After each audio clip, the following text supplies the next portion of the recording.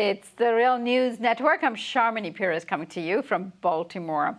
Last week, German chemical giant Bayer announced it plans to purchase the agricultural seed and supplies company Monsanto for $66 billion. If the deal goes through, this would be one of the all-time largest mergers of the decade. At first glance, the two companies operate in different markets. Bayer is mainly known for chemicals and pharmaceuticals, and Monsanto is best known for its genetically modified seeds. Here's what the CEOs of the two companies, Werner Baumann and Hugh Grant, had to say. For Bayer, this step will significantly strengthen our position as a leading life science company in the world. Both healthcare and agriculture offer attractive growth perspectives. With our innovative products, we help to improve people's quality of life. Together with Bayer, we're going to be able to offer growers even better solutions faster.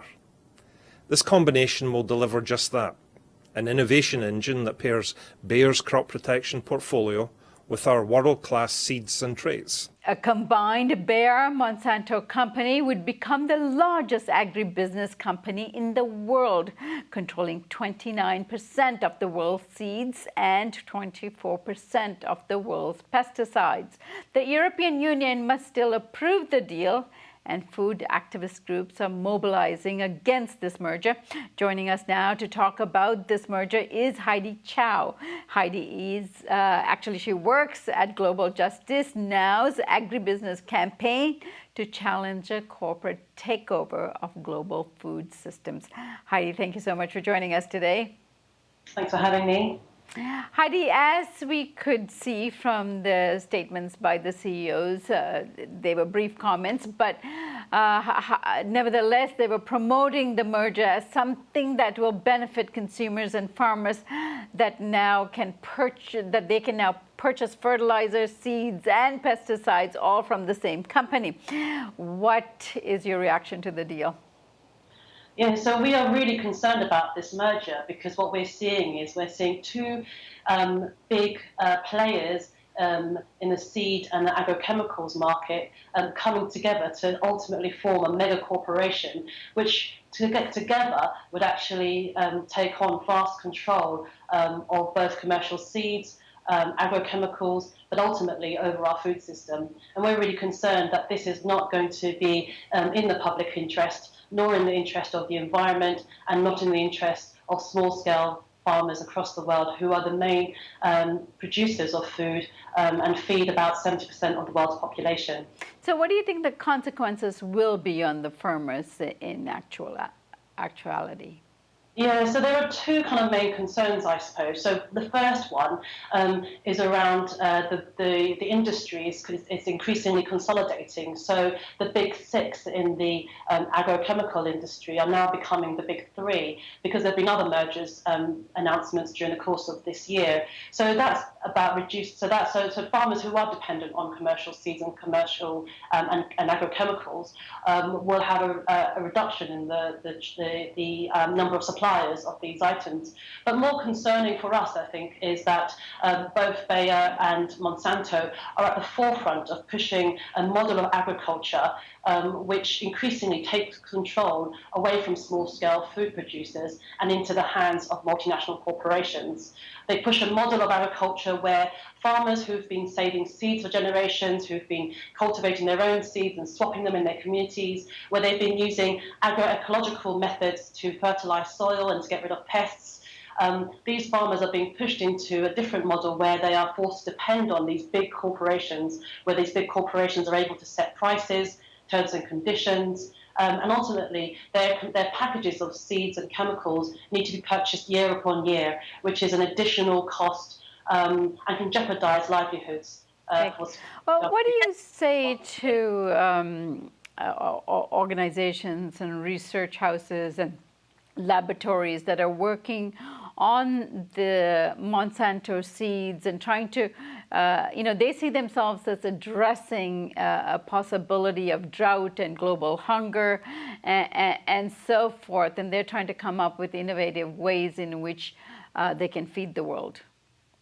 Yeah, I think, I mean, you're right. There's definitely a sense that these companies do portray themselves as doing, R&D and producing their products for the benefit of addressing food security.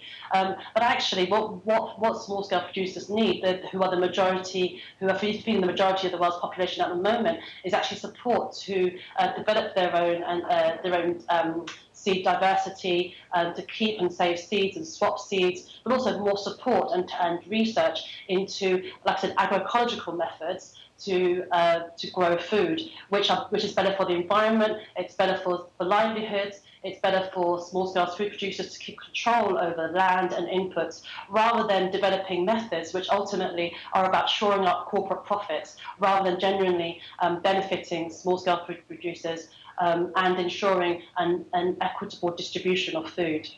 Now, both the EU and US regulators both have to approve this deal. What do you think will happen? What are the chances that they will proceed with allowing them to merge? Yeah, I mean, it's really difficult to say, because actually there's already, I think, a lot of concentration in that industry at the moment, and there hasn't been much regulatory intervention to prevent the sizes of these companies growing bigger and bigger and more powerful, and taking on more market share. I know that certainly from the UK and from our end, we've just launched a petition to try and get the European regulator to stop and prevent this merger from happening. And I'm sure across the US there are other groups who are also lobbying the US competitors regulator there to try and prevent it from happening on both sides of the Atlantic. And what's a track record of your success in these kinds of efforts, campaigns, advocacy that's going on? Yeah, so earlier this year, Monsanto's sort of flagship product is a product called Roundup, which is a weed killer that's used not only in agriculture but also used in public spaces, certainly here in the UK, in schools, in public gardens. The chemical in that, glyphosate, was classified as probably causing cancer by the World Health Organization. And so this year, when the chemical glyphosate was coming up for its relicense in the European Union, together with other European campaigners, we launched a massive campaign to try and prevent its relicense. And we managed to prevent what was going to be a 15-year relicense for this chemical. I managed to reduce it significantly to just a 12 to 18-month relicense pending further investigation.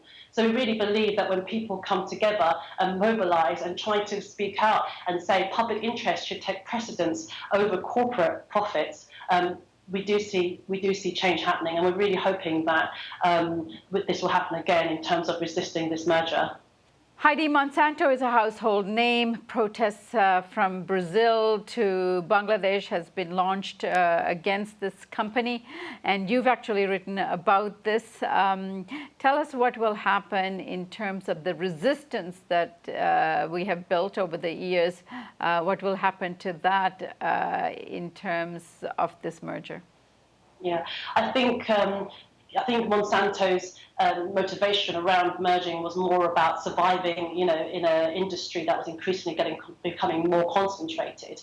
But definitely a byproduct for them is the ability to get rid of their toxic brand and reputation at one foul swoop. But I know that certainly campaigners who've been working on this for a long time are certainly not going to go away. In next month, in October, there's going to be a People's Tribunal to actually bring Monsanto's corporate abuses in front of a legal process. It's not going to be. It's going to be using real legal processes and legal professionals and real judges. As well as real witnesses, but its conclusions won't be binding, because actually we don't actually have any international law in place right now that can hold a corporation like Monsanto to account. Having said that, like I said, I think the worldwide activism around Monsanto will probably continue because ultimately this is not Monsanto going away, it's Monsanto getting bigger. And I think that like I said, there's resistance to corporate power in the food system, because ultimately it's taking more and more control away of our food, away from the people who produce it, away from the people who consume it, and into a very small handful number of very large players whose interests are not necessarily for the public interest. And Heidi, when will there be a decision made about the merger? I'm unsure about that, but I've sort of read reports about potentially taking up to into next year. But we'll have to keep an eye on the regulators and seeing whether they'll even take the decision to actually look into these cases and make a decision on them. All right, Heidi, I expect that you'll be keeping an eye on this, so we hope to have you back very soon. Thank you so much. Thank you very much. And thank you for joining us on the Real News Network.